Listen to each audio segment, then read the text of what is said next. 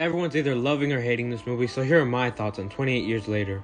Now, I'm actually a casual fan going into these movies because I have not seen the first two, and seeing this movie, I was really surprised by it. The movie is marketed as a father-son adventure going to the mainland to hunt zombies, but it's only really that for like the first half. It's like A Quiet Place Day 1 where they marketed so much at the first act where it's aliens in a big city, but the movie was really just a woman going to get pizza while dealing with the struggles of having cancer, and that's a lot like how the second act of this film went. And I really enjoyed the story that they had in the second act with the mom and the son. And speaking of the son, Spike, played by Alfie Williams, really carries this movie as he is the main character and not Aaron Taylor Johnson. And I really like the story of him and his mom trying to get through the mainland to get their supplies that they need while dealing with the zombies. And speaking of the zombies, the zombie part did not disappoint. It had so much blood and gore and a lot of really cool action scenes too. And this movie was filmed on iPhones, and some parts you can tell it looks like an expensive YouTube video, but most of the time it does look a bit beautiful.